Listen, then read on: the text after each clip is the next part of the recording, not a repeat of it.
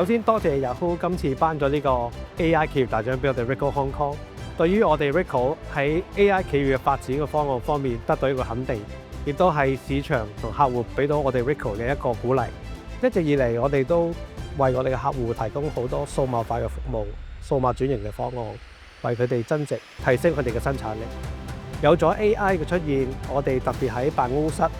流程業務方面嘅自動化，亦都幫客戶創造咗更高嘅價值。展望未來，我哋會繼續推廣創新，同時我哋亦都會夥拍我哋嘅合作夥伴一齊去推廣 AI 發展，希望替我哋嘅業界、我哋嘅客戶提供更優質嘅服務。再次多謝 Yahoo 我哋嘅客戶同埋我哋合作夥伴，成就咗呢個獎項，多謝。